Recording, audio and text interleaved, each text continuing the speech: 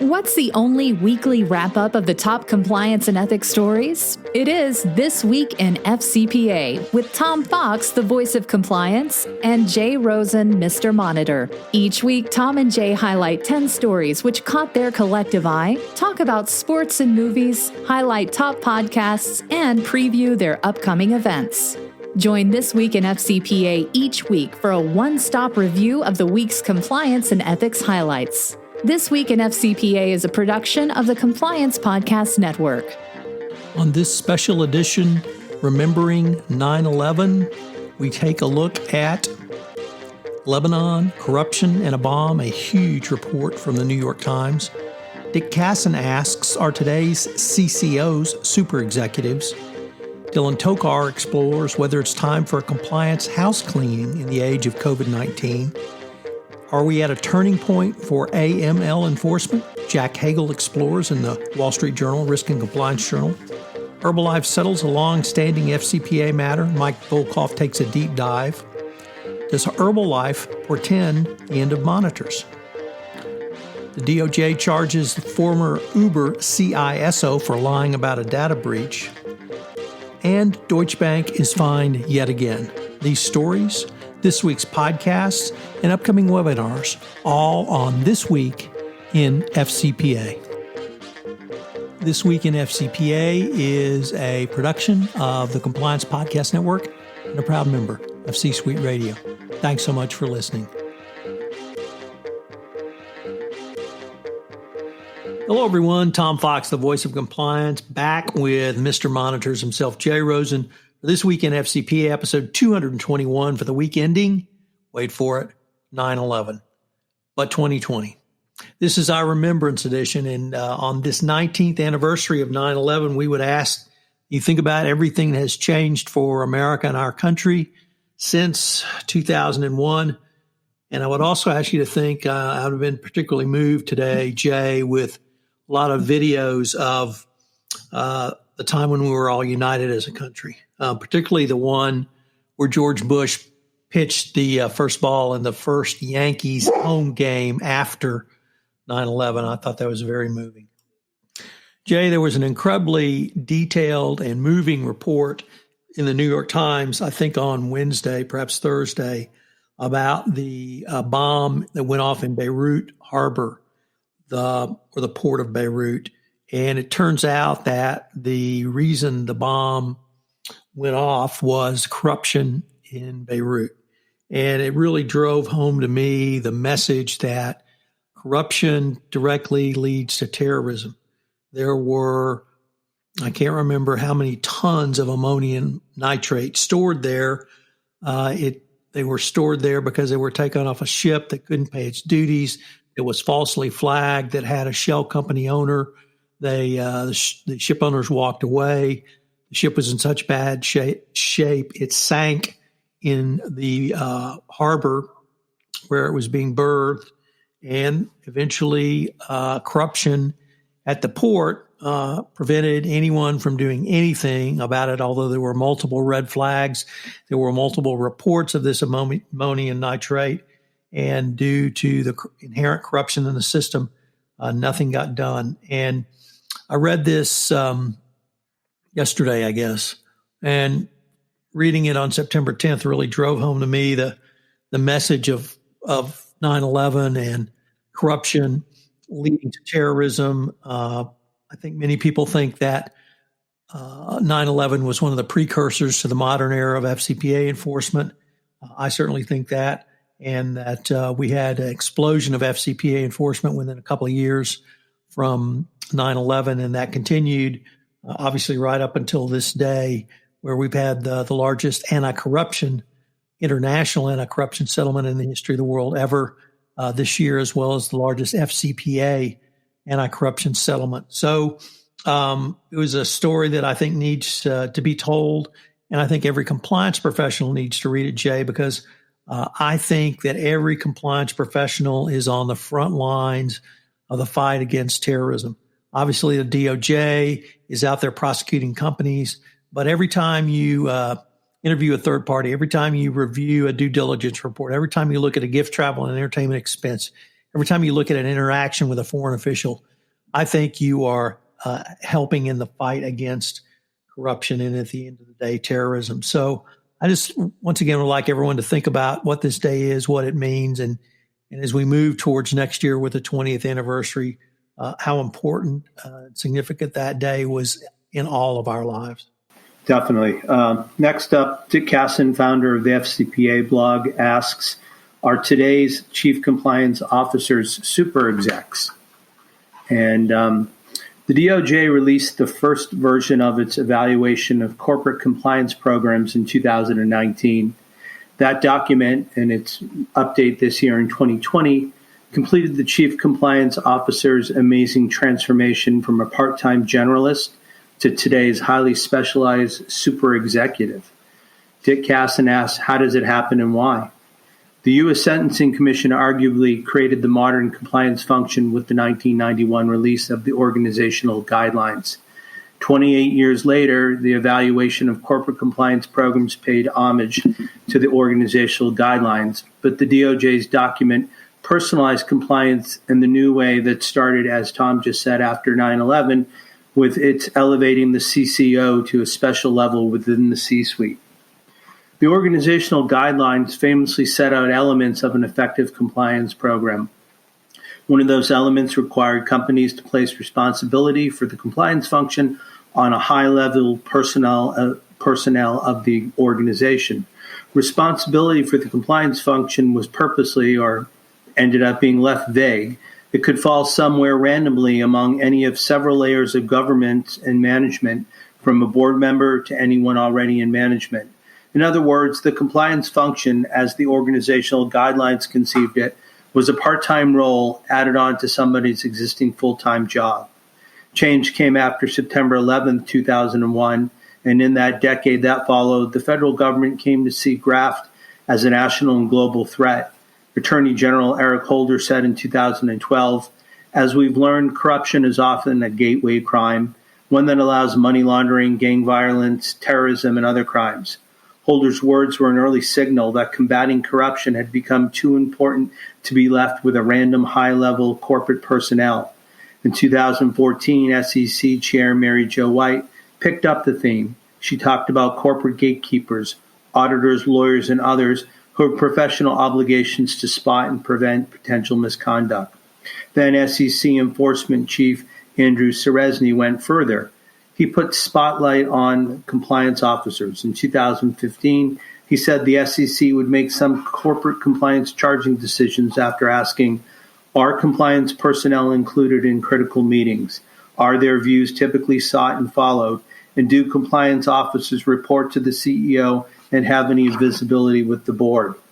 Finally, in 2019, the DOJ released the first version of its evaluation for corporate compliance programs. That 20-page document in its recent update isn't law. It's internal guidance for DOJ professionals, but made very public. Very likely, few board members will ever take the time to read the document, but we can assure you that every lawyer and risk management professional advising the board of a global company will read it and study it and craft advice based on it. So what does the DOJ want to know? They want to know, does the compliance function compare with other strategic functions in the company in terms of stature, compensation, reporting line, and resources and decision makers? What has been the turnover rate for compliance and relevant corporate control personnel?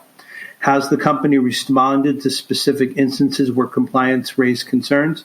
And have there been transactions or deals that were stopped, modified, or further scrutinized as a result of compliance? Beyond that, the DOJ said prosecutors should also ask whether compliance personnel are well qualified, adequately funded, autonomous from the rest of management, and directly reporting to the board. The DOJ has confirmed a special status on the compliance function and compliance personnel by asking those questions and giving company credits for the right answers. That special status, and above all, being autonomous from the rest of management, has completed the transformation of CCO and today's super executive. Jay, next up we had, I thought, a really interesting article, and frankly quite timely article, from Dylan Tokar over at the Wall Street Journal Risk and Compliance Journal. And he reported on a recent virtual conference where the topic was not doing more with less, but actually using the pandemic as an opportunity to clean up your compliance house. And by that, I mean it's an opportunity to scrutinize your due diligence process, your risk assessment, and other routine tasks as companies, particularly their compliance departments, are strapped for cash and perhaps even headcount. It could be time for an internal cleanup. So if you have, for instance, on third parties, say you have 100 agents, you don't even use 25 of those, well, you're wasting resources just performing due diligence on them. Why not just cut them loose? Put them in some, even if you have a contract with them, put them in a file for non-use, something like that. When you have to cut costs, the question should be, do you need this? The exercise can go to lots of other expenditures or things that could be used to fund bribes. Obviously, gifts, travel, and entertainment have been on the forefront of everyone's mind, particularly after the Herbalife settlement. But right now, that may not be your top risk. And so is that something that you can take a look at? Meals budget, gifts budget, all of those things. So I thought it was a really timely article. And Catherine Rosano, the chief compliance officer at Panasonic Avionics, said her company is not putting risk assessments to the side. It's just doing it in a more targeted and thoughtful and proactive way. And that may actually tie in, Jay, to what the Department of Justice suggested in the 2020 update to the evaluation of corporate compliance program. So I urge everyone to take a look at this article because it may give you some ideas. You're going to have to cut something. So why not cut things that either you don't need or even better that you're not using? So double dipping back into the Wall Street Journal Risk and Compliance, we've got an article from Jack Hagel asking that, are we at a turning point in anti-money laundering enforcement? Treasury and Delaware signed pact to boost sanctions enforcement. A new agreement between the U.S. Treasury Department and officials in Delaware could lead to more aggressive enforcement of economic sanctions on non-financial companies, particularly those that may seek to hide transactions behind anonymous entities. The Treasury's Office of Foreign Assets Control, OFAC, which enforces U.S. sanctions, and the Delaware Department of Justice signed a memorandum of understanding Wednesday to encourage information sharing and coordination on investigations. The agreement is intended to improve transparency in corporate structures that may be used to obscure illicit businesses and to prevent the use of U.S. companies by blacklisted individuals or entities, the Treasury Department said. Enhanced collaboration with the Delaware Department of Justice will help OFAC to enforce its sanctions programs by more quickly identifying parties with an interest in a blocked property. Delaware's corporate formation requirements have historically allowed for a degree of anonymity, which can limit the ability of authorities to quickly collect beneficial ownership information. That can be attractive to blacklisted parties that may try to use anonymous entities as vehicles for illicit finance or sanction evasion. Authorities in Delaware have such significant access to information about companies that are formed in Delaware, which can sometimes be difficult for OFAC to get. The access could also help OFAC cross-reference information with other investigators, including those in the U.S. intelligence community. Delaware in 2019 introduced requirements that new business entities formed in the state be screened against U.S. sanctions. Delaware's 2019 decision to revoke certificates of registration for OFAC-designated Delaware entities identified as blocked property prompted OFAC and the Delaware Department of Justice to identify the most effective means to coordinate on disposition of blocked property. OFAC, which as long as focused on financial institutions' efforts to avoid transactions with blacklisted individuals and entities, has similar cooperations agreement with financial regulators. One of the more prominent agreements is with financial regulators in New York, where many financial institutions are based. OFAC has increased its sanctions compliance program for non-financial companies in recent years, and in this regard, New York and Delaware are similar. Where New York is the home of large financial institutions, Delaware is the home of equally large, if not larger, number of incorporated entities. That this agreement spells out roles for OFAC in Delaware in investigations and enforcement actions indicates that the state, which hasn't historically played a large role in sanctions enforcement, could begin to do so. Jay, we had a major FCPA settlement happen involving Herbalife. And this case, we'd been treated to some of the facts in some prior indictments of individuals. But I must say that having read everything now, Herbalife was clearly this fraud and corruption went all the way up to the top. It was people not only putting their heads in the sand as an ostrich, but it was putting their head in the sand as an ostrich after being told, hey, there's a problem in China. So really, really bad facts. Herbalife direct sales model in China, so similar to Avon, they had to get a ton of licenses. They had an entire business unit bent around paying off Chinese regulators. Mike Volkov took a 3-part dive into it, and I'm just going to talk about what he looked at, what he came up with as some of the top lessons learned. We had a board and internal audit failure. Despite questions from 2 board members and reviewing internal audit reports about the obvious fraud, nothing went forward. Chinese gift-giving culture, and it goes without saying that China's been the largest single country around FCPA enforcement over the past 20 years. Gifts, meals, and entertainment. We had meals charges coming in at $300 and $400 per person, thousands of dollars on lavish gifts that were clearly outside the norm.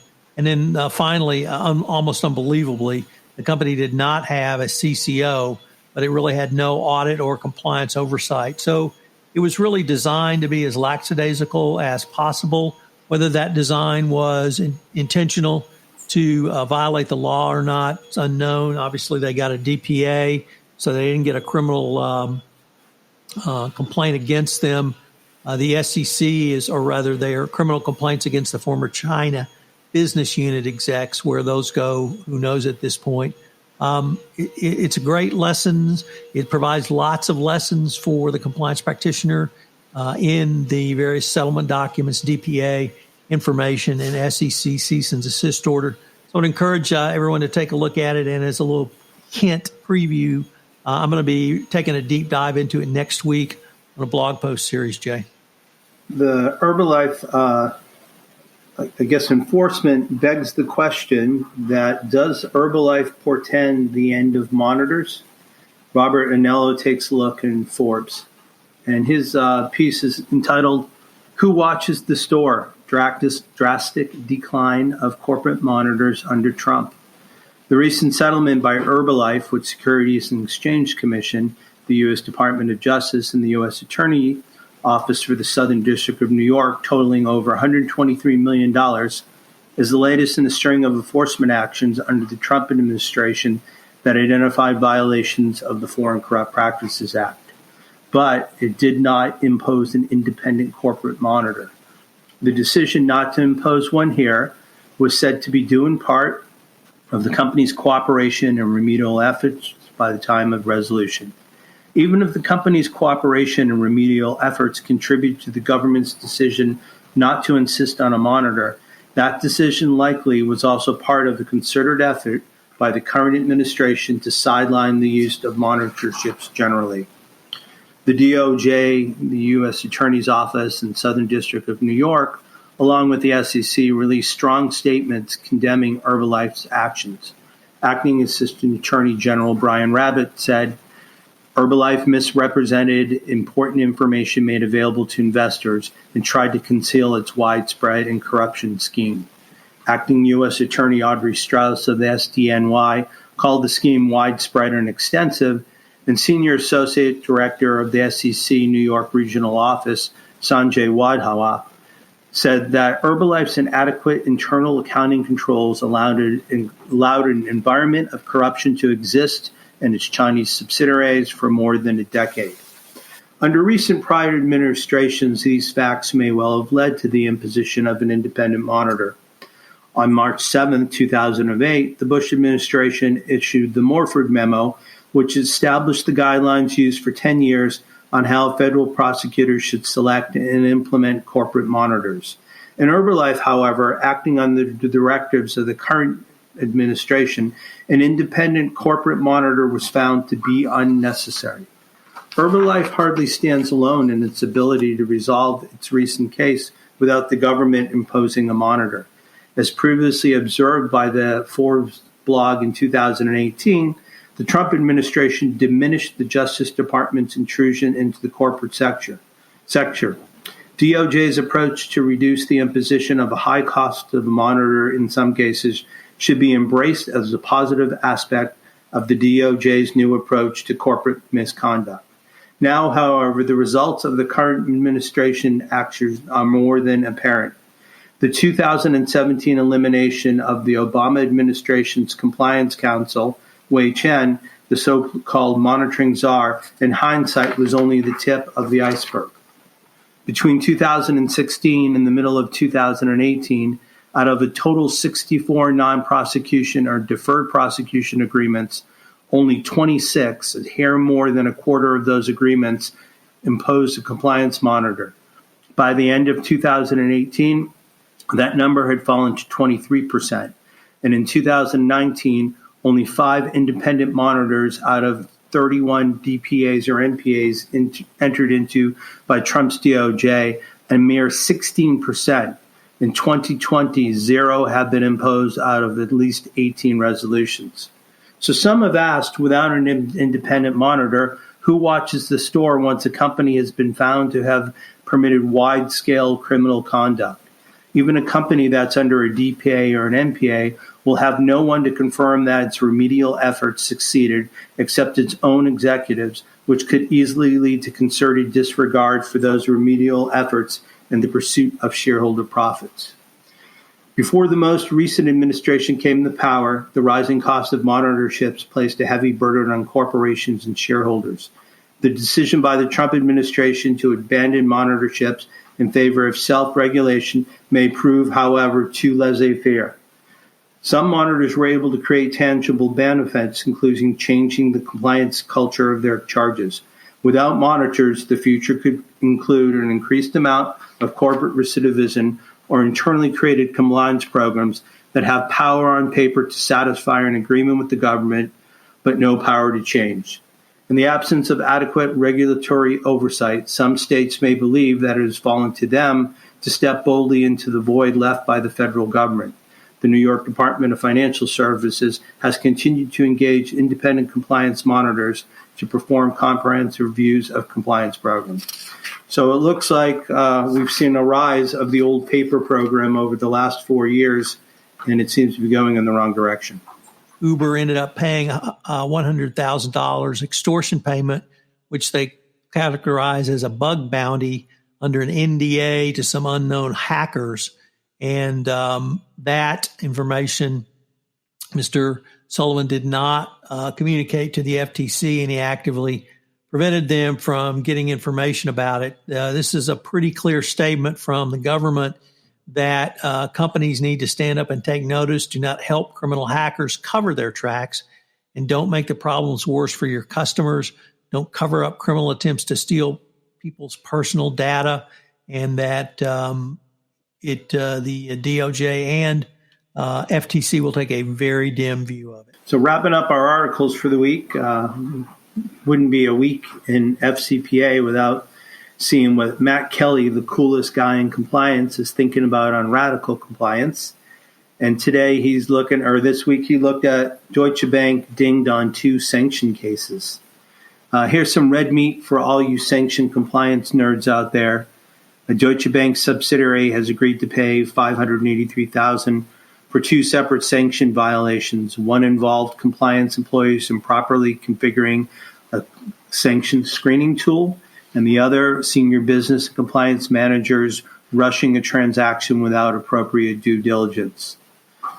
The Office of Foreign Assets Control announced the settlement on Wednesday. The subsidiary in question is Deutsche Bank Trust Company Americas, which is headquartered in New York and provides all usual banking service one would expect from a global bank. The sanction blunders happened in 2015, and as usual, they provide interesting lessons for the rest of the compliance community. The more notable infraction happened in December 2015 when Deutsche Bank processed 61 transactions that sent a total of $276,000 to a Russian firm called Cray Invest Bank. The bank had been on OFAC's list of sanctioned entities since 2015 in retaliations for Russians' invasion of the Crimea the year before. What happened exactly? As described by the OFAC settlement order, when Deutsche Bank employees were adding Cray's Bank to their sanctions screening tool, they forgot to include the SWIFT business identifier code. Another issue at the time of those 61 transgressions, Deutsche Bank's screening tool was configured that only a payment to an exact SDN list match would trigger manual review. So even through all 61 transactions included Cray Invest Bank's SWIFT code and a nearly identical match for the bank's name and address, the majority of the payments sailed right through. The second sanction included an apparent violation that happened in August of 2015 when Deutsche Bank processed $2.8 million of a transfer related to a bundle of fuel purchases. One of the parties involved in the purchase was IPP Oil Products, a Cyprus-based business also on OFAC sanctions list. Despite verbal assurance made to Deutsche Bank that IPP's title to the fuel oil had transferred prior to its designation, OFAC had determined that IPP nonetheless had an interest in the transaction.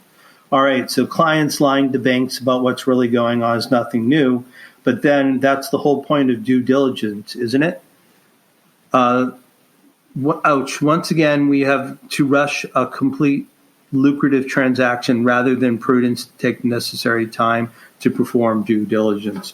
So in two isolated incidences here, Deutsche Bank once again dropped the ball on rushing to get profits and failing to do due diligence. And as we know, Matt is the king of memes, and he's got a picture here from Office Space that the manager is saying, hey, if you could have the screening tool approve everything, yeah, that would be great. So once again, Matt casts his light on situations that could be handled better in the world of FCPA and sanctions.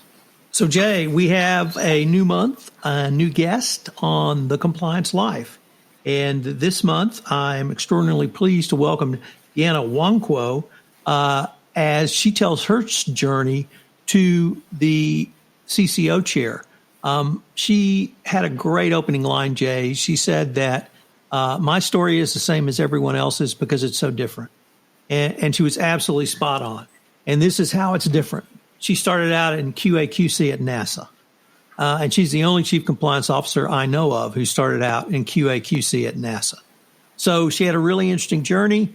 Basically was told one day, congratulations, you're the CCO. Sorry, you're the CCO at her at Core Laboratory. So check out part one where she tells his story. She's a wonderful lady, and it's a great story. Obviously, a very different perspective from mine as a legal perspective, and probably from yours, Jay, from you and Donald Trump's university, Wharton, where they do or don't release transcripts. I can't remember.